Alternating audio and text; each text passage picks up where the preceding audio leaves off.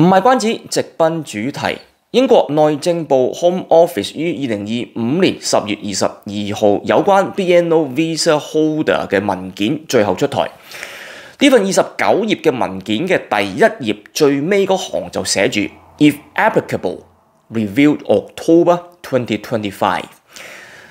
值得注意嘅係第一批持 BNO 簽證嚟英國嘅港人係2021年嘅1月，佢將呢個 If applicable嘅 review 日期設定喺2025年嘅10月，即係話係距離4年零9個月，爭3個月先至夠5年。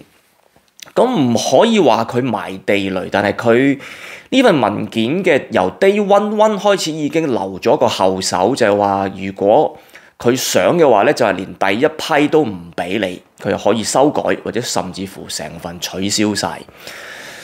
咁第二點就係BNO 簽證嘅呢個 category 係同烏克蘭嘅簽證係同一個 category， 即係話一個 humanitarian 嘅 route， 即係話係一個人道主義嘅一個簽證。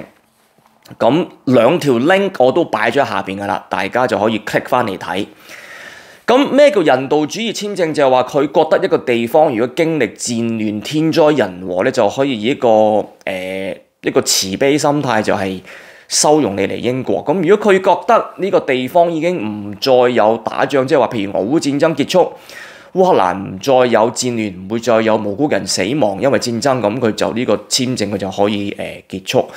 咁香港 BNO Visa 係同呢個烏克蘭係同一個 category 嚟嘅。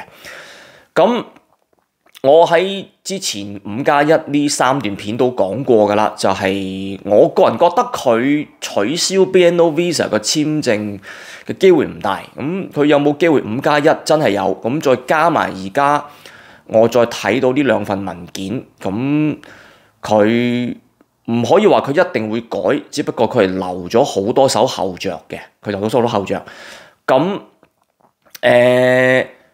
要有心理準備，應該但係佢就應該唔會趕你走，就要增加嗰班可能杜絕拗着數嗰班醒目仔女嘅着數，增加佢哋嗰個坐移民監嘅成本。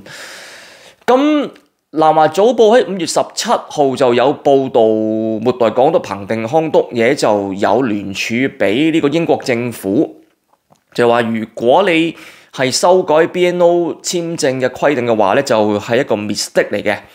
咁但係我就揾唔到其他英文嘅來源，我咪淨係見到南華早報，咁啊其他英文媒體我冇睇到。咁喺呢個英國國會嘅網站我亦都揾唔到。咁如果大家揾到就可以掟俾大家出嚟睇下。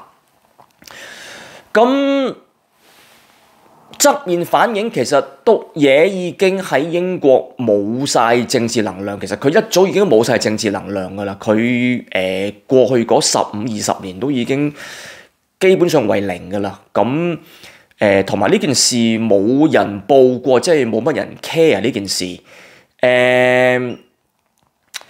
英國係欠咗香港嘅，呢個我絕對同意。97前後英國出賣香港人，咁但係佢呢個簽證咁俾出嚟，都覺得佢只能夠話佢係一個政治老手，一個政治老手。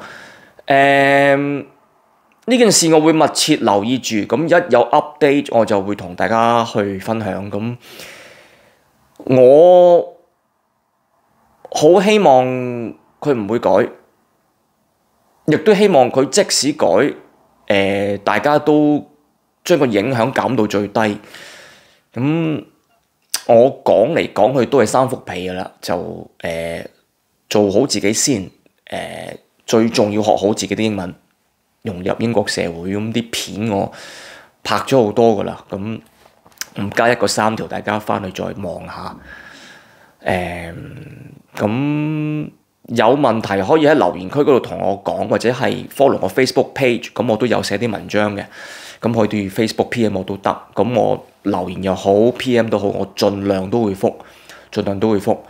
咁今晚講到呢度先，all the best，all the best。